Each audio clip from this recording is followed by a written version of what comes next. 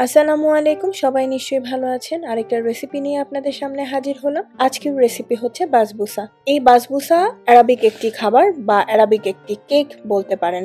এই কেকটা সুজি দিয়ে তৈরি করা হয়। আমরা যেরকম ময়দা দিয়ে করি, আরাবিকরা এটা সুজি দিয়ে তৈরি করে। খুবই মজাদার একটি খাবার। আশা করি আপনাদের কাছে ভালো লাগবে। ভালো লাগলে আমার চ্যানেলকে সাবস্ক্রাইব করবেন আর আমার রান্নার ভিডিওগুলো ফ্রেন্ডস এন্ড ফ্যামিলির সাথে শেয়ার করবেন। আর আমি চেষ্টা করেছি কেকটা খুব সহজভাবে দেখানোর জন্য।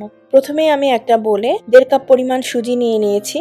তার সাথে আধা কাপ ময়দা, আরো দিলাম 1 কাপ কোকোনাট ফ্লেক্স অথবা যে শুকনা যে কোকোনাট আছে, কোরানো কোকোনাট, সেটা দিয়েছি। তার সাথে 2 চা চামচ বেকিং পাউডার, 8 ভাগের 1 চা চামচ এলাচির গুঁড়া, 8 ভাগের 1 চা চামচ জয়ফলের গুঁড়া, 8 ভাগের 1 চা চামচ লবণ। এই সব কিছু একসাথে খুব ভালো করে মিশিয়ে নিচ্ছি। সব শুকনো উপকরণগুলো আগে রেডি করে নিতে হবে। আরেকটা কথা আপনাদের সাথে বলছি, সেটা হচ্ছে যে কোনো টাইপের সুজি আপনারা ব্যবহার করতে পারেন। সেটা চিকন সুজিও হতে পারে, মোটা সুজিও হতে পারে। তবে সবচেয়ে বেশি ভালো লাগে খেতে আমার করা চিকন সুজি বলতে ছোট ছোট যে সুজিটা, সেটা দিয়ে করলে বেশি ভালো হয়। শুকনো উপকরণ তো একসাথে করে রাখলাম। এখন এখানে 3টা ডিম নিয়ে নিচ্ছি আলাদা করে একটা বলে, এবং আমি বিট করে নিব একদম ফোম হওয়া পর্যন্ত। প্রায় 5 থেকে 6 মিনিট সময় আমার ফোম করতে সময় লেগেছে। আমি একটু ব্রেক দিয়ে দিয়ে তারপর ফোম করেছি, কারণ তা না হলে 5 মিনিট টানা বিটার মেশিন দিয়ে বিট করলে বিটারের উপর একটা প্রেসার পড়ে। যেহেতু এটা কারেন্টের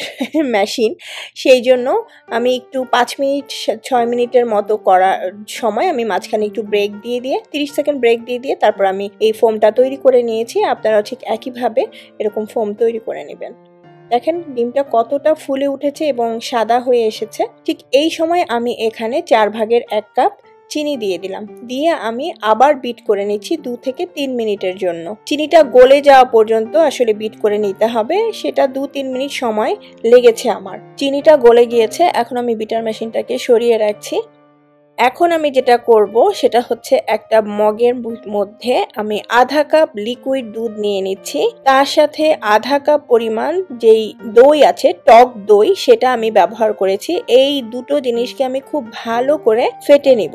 আপনারা যদি চান মিষ্টি দই ইউজ করতে পারেন, তবে চিনিটার পরিমাণ কম দিতে হবে, অথবা চিনিটা স্কিপ করলেও হবে, চিনি না দিলেও চলবে। তবে আমি টক দই দিয়ে করি, আর আরাবিকরাও আসলে টক দইটাই বেশিরভাগ সময় ইউজ করে থাকে, মিষ্টি দইটা আসলে ইউজ করে না। তো আমি এখন খুব ভালো করে ফেটে নিয়েছি। ফেটানোর পরে এখানে গলানো বাটার আমি দিয়ে দিচ্ছি 1 কাপ। এই 3টে জিনিস আপনারা অবশ্যই একটু আলাদা করে করবেন, একসাথে করবেন না। তাহলে যেটা হয়, বাসবুসা অনেক সময় বসে যায়, ফুলে যাওয়ার থেকে বসে যায়, তখন সেই বাসবুসা খেতে কিন্তু ভালো লাগে না। এই ঠিক আমি যেভাবে আপনাদেরকে দেখিয়েছি, আপনারা যদি এইভাবে করেন তাহলে আপনাদের বাসবুসা অনেক সুন্দর হবে, অনেক ফ্লপি হবে, এবং চিনি শিরা দেওয়ার সাথে সাথে এটা শুষে নিবে সেই বাসবুসা। তো একটু কষ্ট করলে অনেক ভালো ফলাফল পাওয়া যায়।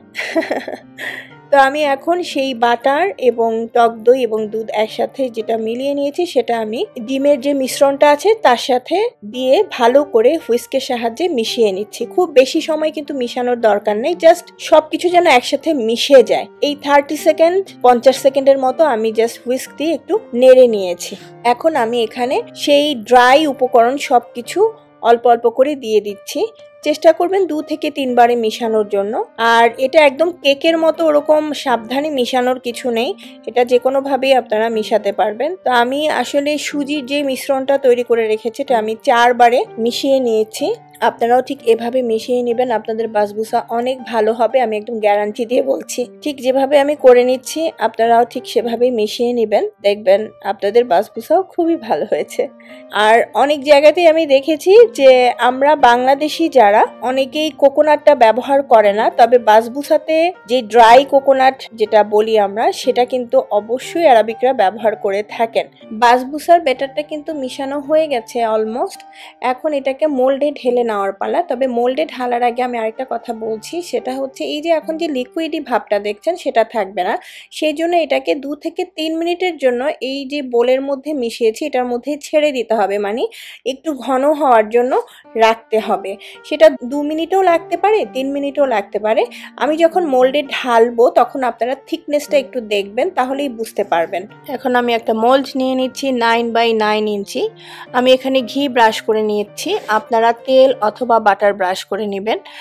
যারা নতুন তাদের জন্য একটা টিপস, সেটা হচ্ছে আমি শুধু মোল্ডের উপরে ঘি ব্রাশ করে আমি ব্যাটারটা ঢেলে দিব, কিন্তু আপনারা যারা নতুন বানাবেন তারা অবশ্যই এখানে পার্চমেন্ট পেপার দিয়ে নেবেন, তারপরে আমরা বাসবুসার যে ব্যাটারটা আছে সেটা ঢেলে দিবেন।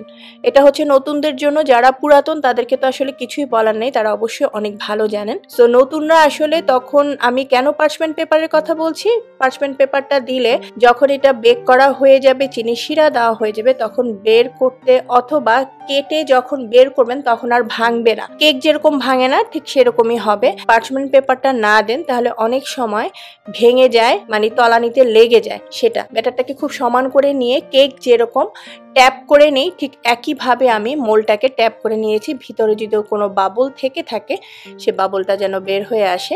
এখন আমি ছুরি দিয়ে একটু শেপ করে নিচ্ছি, যে এখানে এরকম চারকোনা চারকোনা, সেইভাবে আপনারাও ঠিক কিভাবে করে নেবেন। কারণ হচ্ছে এখানে আমি পিস্তাশু যেই বাদামটা আছে সেটা দিয়ে নিচ্ছি। আপনারা এখানে যে কোনো টাইপ বাদাম ব্যবহার করতে পারেন, এটা আপনাদের পছন্দ।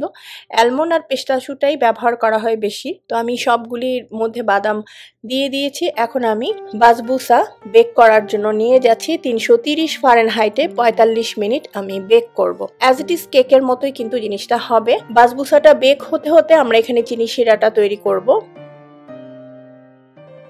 এখানে 2 কাপ চিনি নিয়েছি, তার সাথে ঠিক একইভাবে 2 কাপ পরিমাণ পানি আমি এখানে দিয়ে দিয়েছি এবং 1.5 টেবিল চামচ লেবুর রস নিয়েছি। সবুজ রঙের যে লেবুটা আছে সেটাই ব্যবহার করবেন, আর যদি হলুদ রঙের যেটা আছে লেমন যেটাকে বলে সেটা ব্যবহার করলে একটু কম দিবেন, আর সবুজটা ব্যবহার করলে ঠিক 1.5 টেবিল চামচই দিতে হবে। তার সাথে দিয়ে দিলাম কেওড়া ওয়াটার 1 টেবিল চামচ দিয়ে আমি খুব ভালো করে ফুটিয়ে নিয়েছি। এটা জাস্ট ফুটে ওঠার সাথে সাথেই নামিয়ে ফেলতে হবে, না হলে কিন্তু ঘন হয়ে গেলে শিরাটা সোক করে নিতে পারবে না বাসবুসা। তো আমি একটা কাপের মধ্যে নিয়ে আমি বাসবুসার উপরে ঢেলে দিচ্ছি, আর এই কাজটা খুব দ্রুত করবেন, মানে গরম গরম থাকা অবস্থায় ওভেন থেকে কেকটা বের করবেন এবং শিরাটাও চুলা থেকে নামিয়ে গরম গরম এরকম ঢেলে দিবেন। দেখবেন যে দেওয়া মাত্রই যে বাসবুসা আছে বা বাসবুসা যে কেকটা আছে সেটা কিন্তু সাথে সাথেই শুষে নিবে। আশা করি আমি আপনাদেরকে বুঝাতে পেরেছি। দেখেন কতটুকু, প্রায় 2 কাপ 4 কাপের মতো এখানে আছে, পুরাটাই কিন্তু অলমোস্ট শুষে নিয়েছে। এখন যেটা করব সেটা হচ্ছে ঢাকনা দিয়ে এরকম ঢেকে রেখে দিব প্রায় ঠান্ডা হওয়া পর্যন্ত। ঠান্ডা হয়ে যাওয়ার পরেই আমি কিন্তু এরকম কেটে নিচ্ছি। আপনারাও ঠিক একই কাজ করবেন, গরম গরম কাটতে যাবেন না, তাতে বাসবুসা ভেঙে যাবে। তো হয়ে গেল বাসবুসা তৈরি করা। আমি একটা প্লেটে নিয়ে সার্ভ করে দেখাচ্ছি। এটা যার যার ইচ্ছা, অনেকেই আছে বাসবুসাতে আবার আলাদা করে শিরা দিয়ে তারপরে খায়। এটা আপনাদের ইচ্ছা যে আপনারা আবার আলাদা করে শিরা দিয়ে নিবেন কিনা। এটা দেখতেও ভালো লাগে, আবার খেতেও তখন আরো অনেকটা ভালো লাগে, সেজন্য আমি আপনাদের সাথে শেয়ার করলাম। আশা করি আপনাদের কাছে ভালো লেগেছে এই বাসবুসার রেসিপি। ভালো লাগলে আমাকে কমেন্ট সেকশনে কমেন্ট করে জানাবেন, আর কোনো কিছু জানার থাকলে অবশ্যই কমেন্ট করে জানাবেন। সেটা অবশ্যই রান্না বিষয়ক হতে হবে। সবাই ভালো থাকবেন। আল্লাহ হাফেজ।